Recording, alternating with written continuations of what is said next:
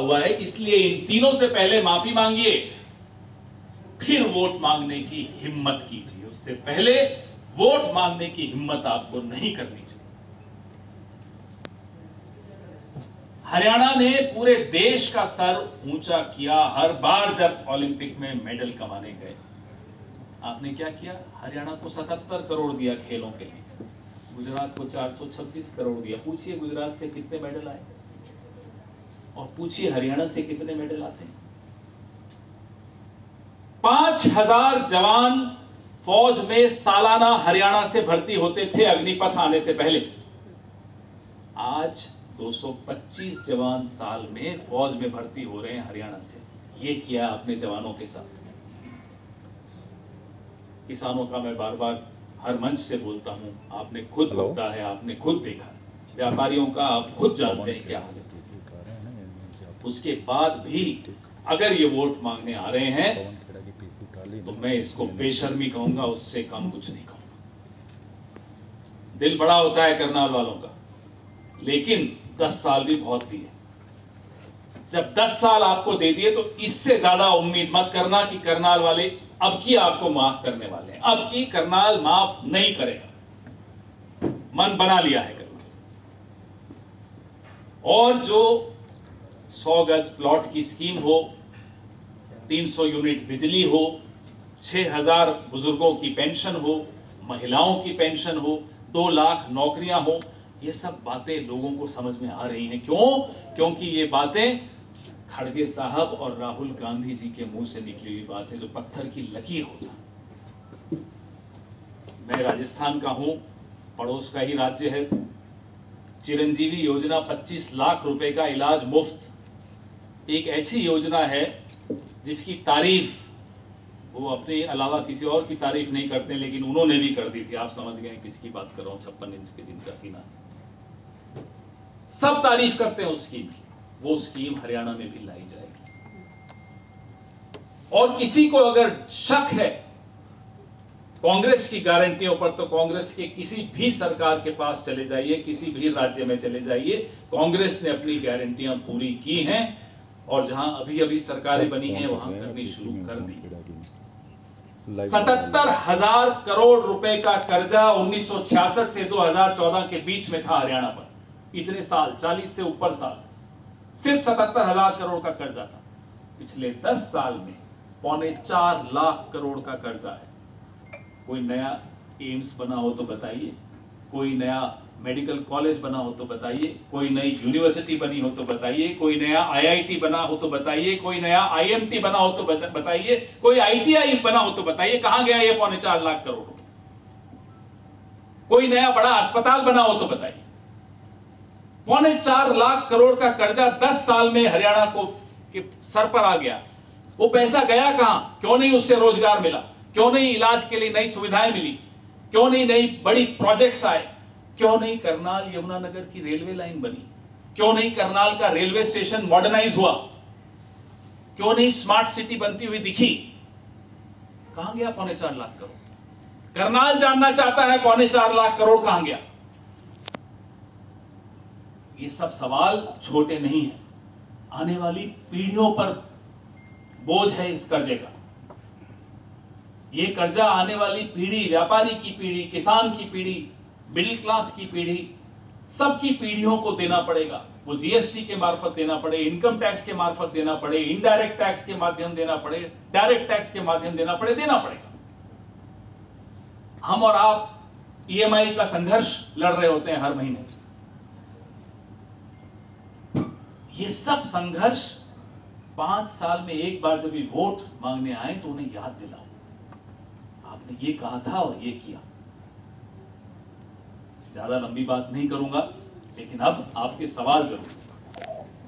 खेड़ा साहब, करनाल से आपने टिकट दी है जिनको, क्योंकि करनाल पंजाबी और बनिया बेल्ट कहलाती है। त्रिलोचन सिंह जिन्होंने हमेशा कांग्रेस का झंडा उठाया, 10 साल तक वो कांग्रेस की लड़ाई भी लड़ते रहे यहाँ पर, उनकी टिकट को क्यों काटा गया? करनाल की जनता ये पूछना चाहती है। देखो साहब, बड़ा परिवार है, मेरी टिकट कई बार कटी, उससे क्या हुआ? काम थोड़ी रोक दी। आज भी यही तिरंगा जेब में लेकर रखते हैं। त्रिलोचन सिंह जी हमारे जैसे हैं, लड़ाकू हैं, संघर्ष करना जानते हैं। और ये पार्टी ऐसी है जहां देर भले हो अंधेर कभी नहीं हो सकती। ये पार्टी ऐसी है जहां न्याय जरूर होता है। एक हफ्ते पहले अगर मैं आता और तब ये सवाल आप पूछते तो मैं लंबा जवाब देता, लेकिन अब चुनाव आगे बढ़ गया, चुनाव भले आगे बढ़ गया, पार्टी त्रिलोचन सिंह जी को भूलेगी नहीं, उनकी सेवाओं को नहीं भूलेगी, उनको सही जगह पर जरूर न्याय मिलेगा। प्रियंका गांधी आ रही हैं सर विनेश फोगाट के प्रचार के लिए, किस तरीके से देखते हैं, क्या स्थिति रहेगी, कितनी मजबूती मिलेगी? जब महिला पहलवान प्रधानमंत्री के घर से 3 किलोमीटर दूर धरने पर बैठी थी, सर्दी गर्मी बरसात झेल रही थी, तब भी प्रियंका गांधी ही मिलने गई थी उनके पास, कई घंटे उनके साथ बैठी, उनका दर्द साझा किया। मोदी जी की पार्टी से कोई नहीं गया था। कांग्रेस पार्टी हमेशा पीड़ित लोगों के साथ खड़ी है, कंधे से कंधा मिलाकर उनके साथ संघर्ष करने को तैयार है। बृजभूषण शरण सिंह के साथ नहीं खड़े हम लोग, हम विनेश फोगाट के साथ खड़े, हमें गर्व है इस बात का। बृजभूषण सिंह ने आरोप लगाए हैं कि हम तो पहले ही कह रहे थे कि कांग्रेस का मिलकर आए क्या प्रचार करने, वो आना था, उन्होंने तो धमकी दी थी मैं आ रहा हूँ हरियाणा, दिखे नहीं, बुलाइए ना उन्हें करनाल। और वो आरोप लगा रहे हैं कि राहुल गांधी के साथ जिस हिसाब से फोटो खिंचवाई है, कल कोई राहुल गांधी पे भी आरोप लगा देंगे तो क्या होगा? हल्की बात करना सिर्फ भाजपा के ही नेताओं को आता होगा, तो क्या जवाब दें? हम तो इंतजार कर रहे थे, हरियाणा वाले इंतजार कर रहे थे, करनाल वाले इंतजार कर रहे थे कि आए प्रचार करने। खेड़ा साहब आज मैनिफेस्टो जारी हुआ, लेकिन वहां पर सैलजा और सुरजेवाला नहीं थे। सब व्यस्त हैं, अलग अलग नेता अलग अलग हलके में अपना अपना प्रचार कर रहे हैं। अब सब एक ही मंच पर आ जाएंगे तो प्रचार, फिर आप कहेंगे साहब आपके तो सारे नेता एक ही शहर में प्रचार नहीं हो रहा, फिर मैं उसका क्या जवाब दूंगा? क्या दिल से दिल मिले हैं कांग्रेसियों के? हमारे दिल कभी अलग होते ही नहीं है, हमारे मन में मैल नहीं रखते, जो मन में होता है एक बार मुंह पे बोल देते हैं, कैमरा के सामने बोल देते हैं और मैल खत्म हो जाता है। खेड़ा जी आज प्रधानमंत्री जी फिर दोबारा आ रहे हैं हरियाणा, मैंने आपको सवाल बताए हैं, उनसे जरूर पूछिएगा, और करनाल की तरफ से तो खास तौर पे पूछिएगा, और पूछिएगा बृजभूषण शरण सिंह को साथ में क्यों नहीं लाए। सुरेश गुप्ता जी, सुरेश बतलोडा जो हैं वो आपकी कांग्रेस कमेटी के मेंबर भी हैं।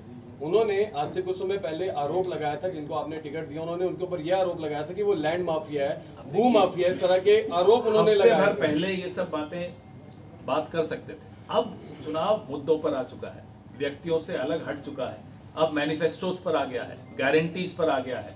तुलना करिए 10 साल में क्या हुआ और कांग्रेस क्या कह रही है, कांग्रेस की जब सरकार थी तब क्या हुआ, अब इन मुद्दों पर है चुनाव, इसलिए अब ये सब शंभू बॉर्डर बंद है, शंभू बॉर्डर बंद पड़ा है, किसान खोलेंगे जब आपकी सरकार आती है तो। देखिए अगर हमारी सरकार केंद्र में होती तो ये नौबत नहीं आती कि शंभू बॉर्डर को बंद करना पड़ा। एक फसल बन गई, वहां सड़क पर कील की फसल आ गई, वो फसल हम काटेंगे। खेड़ा जी, राजधानी हरियाणा का सबसे बड़ा मुद्दा राजधानी का और हाईकोर्ट का, मतलब यहाँ के लोग पिछले 67 से आज तक इंतजार कर रहे हैं, न तो कांग्रेस इस मुद्दे को कभी उठाया, नहीं विपक्षी दलों ने। क्या कारण है कि इस मुद्दे से सारे प्रधानमंत्री आ रहे हैं, पहले तो उनसे नहीं, आप सरकार दोनों जगह उनकी है, पहले उनसे पूछिए, हमारी तो सरकार नहीं, अगर आपकी सरकार आती है खेड़ा जी, अगर आपकी सरकार चर्चा करेंगे, इस पर भी बात आगे बढ़ाएंगे, लेकिन सरकार तो आए पहले, लेकिन जिनकी है उनसे तो पूछिए। सर किसानों को लेकर मनोहर लाल का बयान आया, उन्होंने कहा कि केंद्र सरकार को गिराने के लिए पंजाब के लोग किसान का मुखट्टा पहनकर दिल्ली गए और जो लाल किले पर चढ़ाई की, वो झंडा फहराने जो लोग गए थे वो किसान नहीं थे। देखिए ये या तो खट्टर जी बदला ले रहे हैं मोदी जी से इस तरह की बातें करके, चुनाव हरवाना चाहते होंगे, होता है मन में मलाल तो है ही उनके, समझता हूं मैं, लेकिन अगर किसान ने पगड़ी पहन ली तो उसको आप अलगाववादी कह दोगे, क्यों खालिस्तानी कह दोगे, क्यों? यही हमें आपत्ति है। हमारे खिलाफ आंदोलन हुए, अन्ना हजारे बैठे, निर्भया का आंदोलन हुआ, हमने कहा, कभी नहीं कहा कि ये देश विरोधी ताकतें हैं, हमने कहा ठीक है आप आंदोलन कर रहे हो, आइए बात करिए। जो अन्ना हजारे ने कहा वो वाला लोकपाल बिल लाए, जो कड़े कानून निर्भया के परिवार ने मांग की वो कड़े कानून लाए। ऐसी होती है सरकारें। नहीं, आपने तो रामदेव को सलवार पहनने को मजबूर कर दिया था। वो तो वो गए, उसमें हम कैसे रोक सकते हैं किसी को जाने से, लेकिन आंदोलन करने वालों से बात की। खेड़ा साहब, बड़े आरोप लग रहे हैं, हिमाचल में तनख्वाह नहीं दी जा रही, जो सरकारी कर्मचारी है, हाल बड़ा बेहाल हो रखा है हिमाचल का, क्या कहेंगे उसके ऊपर? सरकारी कर्मचारियों को दी जा रही है, हमारे एमएलए नहीं ले रहे, सिर्फ ये दिखाने के लिए कि हम अपनी गारंटीज के प्रति कटिबद्ध हैं, इनको हम पूरा करेंगे, भले कितना भी त्याग हमें देना पड़ जाए। हिमाचल में भी वही हालत की कर्जे की जो हरियाणा के साथ हुई है। लेकिन वहां जो हमने ओपीएस का वादा किया हो या और गारंटियां दी हो, सिलेंडर की गारंटी हो, बिजली की गारंटी हो, सारी गारंटियां हम पूरी करके दिखा रहे हैं कि ऐसे गारंटियां पूरी की जाती हैं। हरियाणा में हिमाचल के अंदर हरियाणा के अंदर जो मैनिफेस्टो आप लोगों ने दिया है, क्या उस मैनिफेस्टो को पूरा करने के लिए फंड कहां से आएगा सर? मैंने आपको एक इशारे में सब कुछ बताया कि 66 से 2014 तक 70,000 करोड़ बस, और 2014 से 24 तक 4.25 लाख करोड़, उसके बाद भी कुछ नहीं दिख रहा। और इस 70,000 करोड़ में पूरा हरियाणा बना दिया, स्वर्ग बना दिया। तो ये होता है प्रबंधन। अमित शाह कल लाडवा थे और उन्होंने कहा है कि राहुल गांधी विदेश जाते हैं और उसके साथ साथ हुड्डा पर भी सवाल खड़े करे उन्होंने। उनको क्या आपत्ति है विदेश जाने से, बताओ? जब वो तड़ी पार थे कहाँ गए थे? इसके घर में छुपे थे? हम तो भाई दावा करके जाते हैं, ठोक के जाते हैं, ये रहा पासपोर्ट, सरकार ने पासपोर्ट दिया है, दिक्कत है मत जाने तो रोको, रोक के दिखाओ। खेड़ा जी, राहुल और प्रियंका जी के हरियाणा में दौरे आने की खबर आ रही है, वो दौरे यहाँ पर चलाने वाले हैं, विधानसभा स्तर पर जाने वाले हैं, क्या रूपरेखा तैयार हुई है? पूरे कार्यक्रम आपको हमारे यहाँ के साथी आने वाले 2-3 दिन में पूरा स्पष्ट बताते रहेंगे, कौन कौन कहाँ जा रहा है। प्रारूप फाइनल हो चुका है, कई जगह रोड शो है, कई जगह रैली है, कई जगह इंटेलेक्चुअल्स के साथ बैठक है, अलग अलग तरह के कार्यक्रम है, अलग अलग नेता उनको। सर, हिमाचल सरकार ने एक कानून लेकर आई कि आपकी जो दुकान है उस पर आपने नाम लिखना है। यूपी में जब बीजेपी लाई आपने इसका विरोध किया। कल इसका हमने स्पष्ट तौर पे खंडन कर लिया है। इस तरह का कोई कानून नहीं है। हाँ, ये जरूर है कि रेहड़ी पटरी वालों का जीवन सुधार सके, उनको ऐसी जगह दे सके जहां वो कानूनी रूप से बैठ सके, सिर्फ उसके अलावा और कुछ नहीं कि नाम लिखना है, ये सब कुछ नहीं, कोई जरूरी नहीं है। भाजपा दावा करती है कि हमने बिना 4 लाख करोड़ का कर्जा है हरियाणा का, और आप दावे कर रहे हैं कि 6,000 पेंशन देंगे, हर महिला को 2,000 देंगे। जब हरियाणा ऑलरेडी कर्जे में है तो फिर आप ये सब कैसे मैनेज करेंगे? देखिए, यही फर्क होता है अर्थशास्त्री और अनर्थशास्त्री। हमारे साथ हमेशा अच्छे अर्थशास्त्रियों की सलाह मिलती रही, इसलिए 40-45 साल में सिर्फ 70,000 करोड़ कर्जा लेना पड़ा। 10 साल में 4.25 लाख लेकर भी आपने क्या कर लिया? क्योंकि आपके यहाँ अनर्थशास्त्री। खेड़ा साहब, 2 दिन बेमौसमी बरसात हुई है और काफी समाज के लोगों का आरक्षण खत्म करना चाहती है, वो कहते हैं हम आरक्षण खत्म नहीं होने। मुझे बताइए, ओबीसी आरक्षण पे सबसे बड़ा हमला किसने किया? बीजेपी ने किया। जब आपने क्रीमी लेयर का अमाउंट बदल दिया, उससे हमला तो ओबीसी आरक्षण पर ही हुआ। आरक्षण के खिलाफ भारतीय जनता पार्टी खुलकर षड्यंत्र करती है। मोहन भागवत जी कई बार खुद बोल चुके हैं आरक्षण के खिलाफ, और हम तो उनको चुनौती देते हैं। 50% की सीमा भी हटाइए, हम तैयार हैं। खेड़ा साहब, बेमौसमी बरसात हुई है 3 दिन से और धान की फसल को काफी नुकसान हुआ है। बिल्कुल, ये बात हमारे संज्ञान में किसान भी लाए, हमारे यहाँ के स्थानीय वर्कर और नेता भी लाए हैं, और हमारी सरकार बनते ही जो मुआवजा कानून के हिसाब से इनका बनता है तुरंत उनको दिया जाएगा। सरकार बनते ही मुख्यमंत्री कौन होगा? हमारी यहाँ एक व्यवस्था है, प्रक्रिया है कि जो विधायक दल होता है वो राय मशविरा करके अपनी सलाह नेतृत्व को बताता है, केंद्रीय नेतृत्व, और केंद्रीय नेतृत्व उस सलाह के हिसाब से मुख्यमंत्री चुनता है। सर, आपके द्वारा एक प्रेस कॉन्फ्रेंस की गई थी, उसमें कहा गया था कि मनोहर लाल खट्टर आपके दरवाजे खटखटा रहे कांग्रेस में आने के लिए। मनोहर लाल जी जब करनाल है, उनसे पूछा गया तो उन्होंने बोला मेरे इतने माड़े दिन नहीं आए कि मैं कांग्रेस में ज्वाइन करूंगा। क्या कहेंगे सर? यहीं के इसी सूबे का एक बहुत बड़ा नेता है कांग्रेस का, वक्त पे वो भी बताएंगे आपको किसके थ्रू क्या इशारे किए, क्या संदेशे भेजे।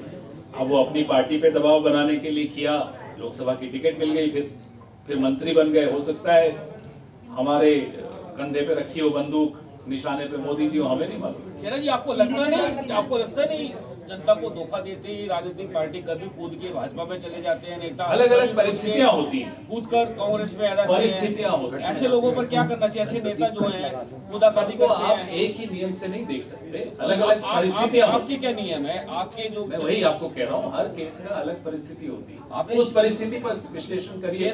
6 साल तक आपका एक कैंडिडेट कांग्रेस से निष्कासित रहा, उसको टिकट मिल गया।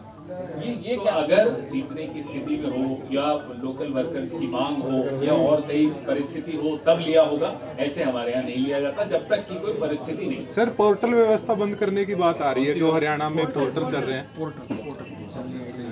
तो उसको लेकर क्या कहें? उस पर मेरे को ज्यादा ज्ञान नहीं, अगर आप लोग किसी को पता हो। हाँ जी, हुड्डा साहब ने पहली स्पीच में अपनी बोला था कि ये पीपी मॉडल की जो सरकार है परेशानी बढ़ाने की, इसको हम पीपी मॉडल को हटाएंगे, पोर्टल बिल्कुल साफ किए जाएंगे, व्यवस्था बिल्कुल सुचारू रूप से चलाने के लिए सरल पद्धति का इस्तेमाल होगा ताकि हर नागरिक उसका इस्तेमाल कर सके। अभी तो क्या हो रहा है कि पोर्टल हर किसी को यूज करना नहीं आ रहा, उसके लिए आपको साइबर कैफे जाके पेमेंट करनी पड़ रही है और आपका शोषण हो रहा है, उल्टा आपको सुविधा की बजाय और आपकी हरासमेंट हो रही है, आपकी प्रॉपर्टी दूसरे के नाम हो रही है, दूसरे की आपके नाम हो रही है, तो उसकी ठीक कराने की जिम्मेदारी भी गवर्नमेंट नहीं ले रही, वो भी हमें लेनी पड़ रही है। एक बार माइक देना सर, आप पूरी तैयारी से आए, बड़ा अटैक किया आपने, आपको हरियाणा की पूरी जानकारी क्यों नहीं है? क्योंकि सबसे बड़ा मुद्दा है प्रॉपर्टी आईडी का, परिवार पहचान पत्र का। देखिए स्थानीय नेता सबसे ज्यादा स्थानीय मुद्दों पर, देखो बड़ा मुद्दा है ये, बड़ा घोटाला हो गया। राष्ट्रीय मुद्दों पे बात आप देखिए, बड़ा घोटाला हो गया। मेरी रिपोर्ट कार्ड दी उसके लिए आप देखिए बहुत बड़ा घोटाला हुआ है प्रॉपर्टी आईडी को लेकर। लोग क्योंकि करनाल सीट जो है पंजाबी और बनिया बहुल्य सीट है, लेकिन यहाँ पर अपने जाट ने जो देकर के जो है क्या कोई सीट वैसा हमारे यहाँ इस तरह से नहीं है, कोई जो मन में था जिस नेता के उसने स्पष्ट तौर पे बोल दिया। अब बात पुरानी हुई, खत्म हुई, अब सब मिलकर प्रचार करें। पैरासूट कैंडिडेट का आरोप सुमिता सिंह पर लगा क्योंकि 10 साल अब सब मिलकर लड़ रहे हैं, मुद्दों पर लड़ रहे हैं। अब मुद्दे 2014 के बाद 10 साल ब्रिटेन में रहकर के आई हैं सुमिता सिंह, ऐसे में अब इस पे चुनाव लड़ा जाएगा। ये तो आप मैनिफेस्टो देखो। सर कांग्रेस के नेताओं की वीडियो बड़ी वायरल हो रही है कि भाई आप लोग रोल नंबर लेके आ जाना, हुड्डा साहब से हम बात करेंगे नौकरी के लिए, 50 वोट पर एक नौकरी। क्या काबिलियत के आधार पर जो नौकरी दी जा रही है वो खत्म हो जाएगी? भर्ती विधान भी जारी करने वाले हैं, बन रहा है। फिर इस तरह की बयानबाजी क्यों आ रही है सर? बयानबाजी ये है कि हम ये आश्वस्त कर रहे हैं आपको कि हम नौकरियां दिलवाएंगे। ये नहीं होगा कि अभी इनका नाम लिया तो इन्हीं को मिल रही, उसके लिए पूरा एक पूरा बनाया जा रहा है भर्ती विधान। लोग गलत सोच रहे हैं, लोग कोई गलत नहीं सोच रहा, लोगों को समझ में आता है कि जो पिछले 10 साल में पर्चे लीक हुए, नौकरियों में रिश्वतखोरी हुई, वो सब बंद होगा। एक पारदर्शी तरीके से नौकरियां दी जाएंगी। पवन जी